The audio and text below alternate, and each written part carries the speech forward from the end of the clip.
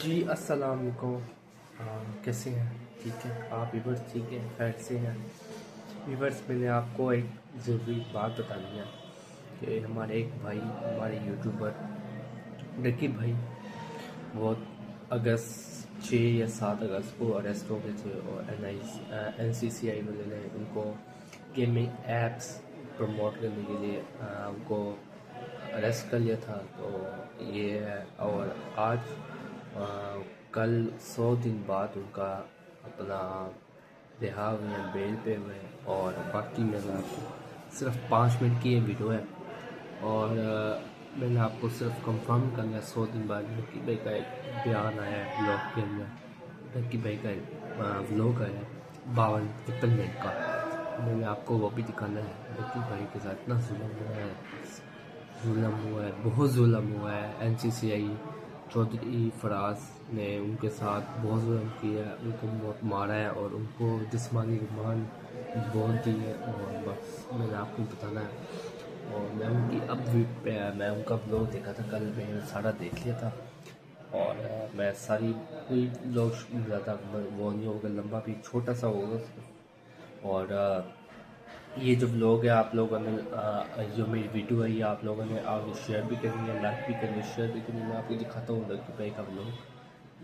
मैं mobile on कर ले, मैं आपको दिखाता हूँ लकी भाई का व्लॉग। और बाकी लकी भाई बहुत रो रहे थे कि भाई मेरे साथ बहुत बोल हो। और बस उससे 9 करोड़ रुपया 60 लाख पे लिए हैं।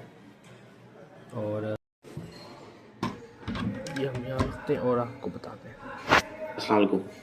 आज मैं आपसे सादुर रहमान बन के बात करूंगा, ना कि डकी भाई। मैं नहीं चाहता कि कोई ये सोचे कि इसकी जो मेरे पे FIR हुई है उसकी कोई मैं थोड़ा सा ना तेज़ आवाज़ कर लूँगा क्योंकि ब्लॉग को मैंने ज़्यादा लंबा नहीं करना। और खैर से मैं शॉप पे भी आ गया था, मैंने काम शाम कर लिया। बस सिर्फ मैं आपको कंफर्म करना चाहता हूँ कि मेरी वीडियो को शेयर करें, लाइक करें, ठीक है? मैं आपको दिखाता हूँ। एप्लीकेशन है। I am simply here to apologise. मेरे किसी भी कंटेंट से अगर आज तक कोई भी नेगेटिवली इम्पैक्ट हुआ है, मैं उस चीज़ के लिए माफी मांगता हूँ। मेरी हमेशा से यही इंटेंशन रही है कि मैं लोगों को एंटरटेन करता हूँ और कुछ ना कुछ जो है वो नहीं आता। लेकिन मेरे अनजाने ना जाने में अगर मेरे से कोई कंटेंट कभी ऐसा पोस्ट हुआ है जिससे कोई नेगेटिवली इम्पैक्ट हुआ है या कोई प्रमोशन ऐसी हुई है जिससे कोई नेगेटिवली इम्पैक्ट हुआ है, मैं उस चीज़ के लिए कोई माफी मांगता हूँ। Let the court handle.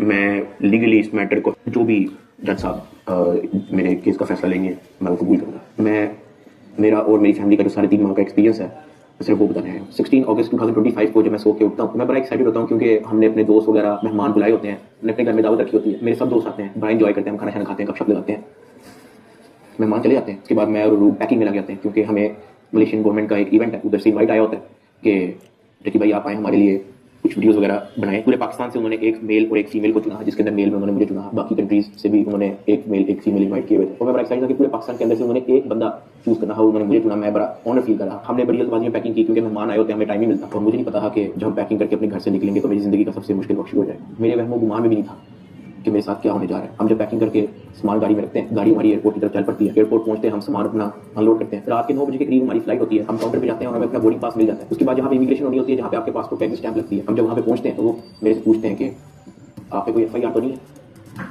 मैंने कहा नहीं। कहता आपका साइबर क्राइम में कोई इशू है क्या? मैंने कहा नहीं। कहते आप हमारे साथ आ जाए। मैं और रूब एक दूसरे की तरफ देखते हैं कि ये क्या हो गया। हम किसी को ऑन टाइम ज्यादा इन्फॉर्म ही नहीं कर पाते हैं। मैंने ज़िया को सिर्फ मैसेज कर दिया कि इस तरह से इशू हो गया तो शायद हम फ्लाई ना कर पाए, तो आप प्लीज गाड़ी जो है वो एयरपोर्ट ले आओ और हमें यहाँ से पिक कर लो। हमें लगा कि शायद हमें बस सिर्फ फ्लाई नहीं करने देंगे और हम घर जा सकेंगे। 5-10 मिनट के बाद इमिग्रेशन वाले हमसे हमारे मोबाइल ले लेते हैं, कहते हैं कि इसको एयरप्लेन मोड पे लगा और अरूप की तरफ इशारा करते हैं कि अगर आप जाना चाह रही हैं मलेशिया तो आप जा सकते हैं। अरूप ने कहा नहीं, अगर साथ मेरे साथ जा रहा है तो मैं चले जाती हूँ, वरना मैं इधर ठीक हूँ। शायद ये मेरी गलती थी, मुझे उसको जाने देना चाहिए था क्योंकि उसके बाद जिस चीज़ से मेरी फैमिली ने गो थ्रू किया, मैंने यही रिग्रेट किया कि मुझे रूप मलेशिया भेज देना चाहिए। इमिग्रेशन वाले हमें एक रूम में बिठाए थे, मैं और रूप बस आपस में गपशप लगा रहे होते हैं कि कोई निकल चले जाएंगे, कोई दोबारा टिकट करा के परसों चले जाएंगे, इवेंट भी 2 दिन के बाद है, कल चले जाएंगे। हम आपस में यही डिस्कस कर रहे थे। बिल्कुल मेरे अंदर इतना सा भी गुमान नहीं था कि असल में इशू के 1 घंटे के बाद इमिग्रेशन वाले आते हैं, वो कहते हैं कि आ जाए हमारे साथ। एयरपोर्ट के बाहर NCCI की टीम आई होती है, मुझे वो हथकड़ी लगाते हैं, मेरी गाड़ी में बैठा देते हैं और वो कहती है कि मैंने भी साथ आना। मैंने उसको कहा नहीं, तुम घर चली जाओ, मुझे नहीं पता क्या सीन है, मैं हैंडल कर लूँ। वो गाड़ी भी चल पड़ी थी, गाड़ी सीधा चलेगी एनसीसीआई ऑफिस गुलबर्ग। इस वक्त यूट्यूबर डकी भाई की गिरफ्तारी का हर तरफ चर्चा है। डकी भाई को लाहौर एयरपोर्ट पर उस वक्त गिरफ्तार किया गया जब बिन्होंने मुल्क जा रहा था। एनसीसीआई लाहौर ने मारूफ यूट्यूबर सादुर रहमान उर्फ डकी भाई के खिलाफ मुख्तलिफ इल्जामात के तहत मुकदमा दर्ज कर लिया। साइबर क्राइम एजेंसी ने यूट्यूबर साद उर्फ डकी भाई के खिलाफ मुकदमा दर्ज कर लिया है। मशहूर यूट्यूबर डकी भाई कल रात से गिरफ्तार है। पाकिस्तान के सबसे मशहूर यूट्यूबर डकी भाई एक बार फिर बड़ी मुश्किल में फंस गए। मुस्लिम को गुजशत रात लाहौर एयरपोर्ट से गिरफ्तार किया गया था। यूट्यूबर डकी भाई बड़ी मुश्किल में, हुक्म जारी, मदाहों के लिए बुरी खबर। अच्छा जी गाइस, अभी नमाज अजान हो रही है, अजान होगी फिर ना, ठीक है।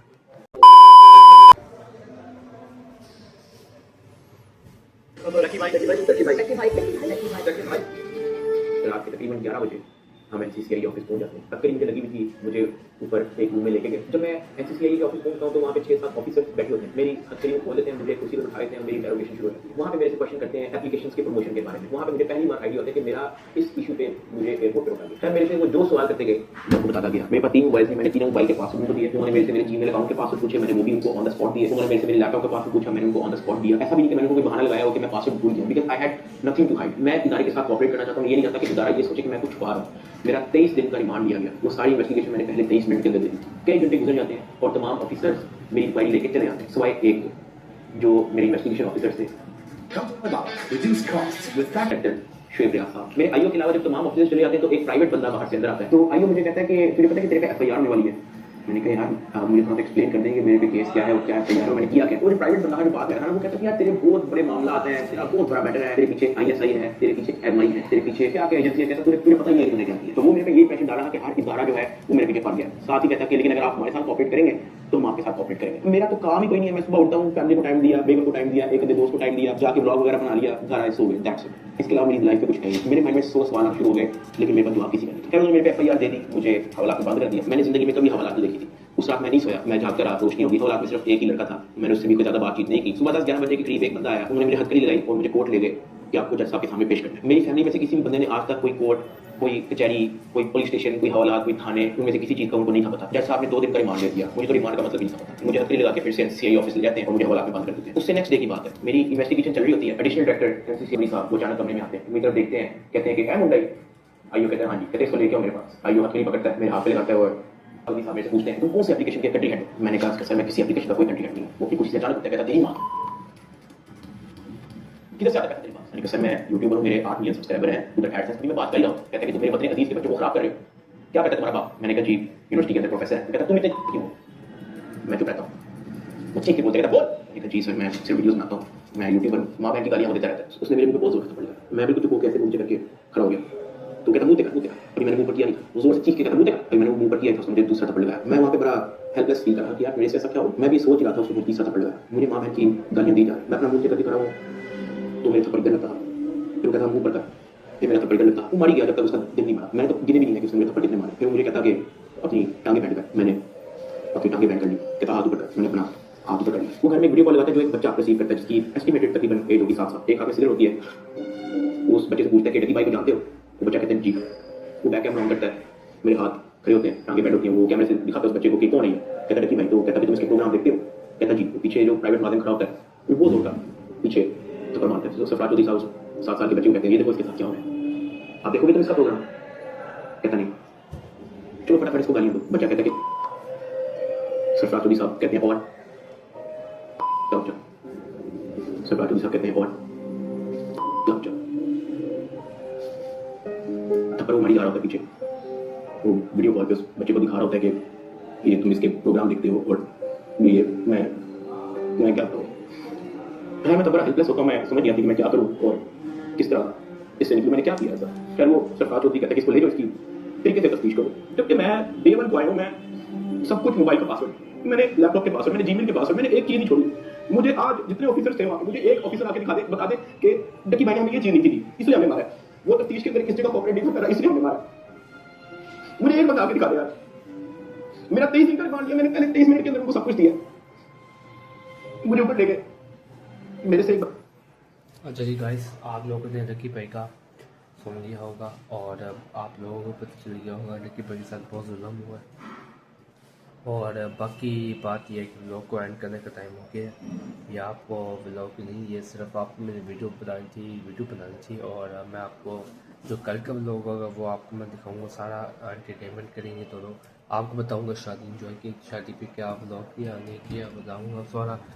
और बाकी ये जो व्लॉग का ये जो वीडियो है ना, ये आप लोगों ने रीपोस्ट करनी है, व्लॉग को शेयर करना आगे रकीब भाई तक आप लोगों ने पहुँचानी, क्योंकि उनको पता लगे हम साथ हैं रकीब भाई के साथ, मैं भी उनका 4 सब्सक्राइबर हूँ। बाकी और अल्लाह हाफिज़।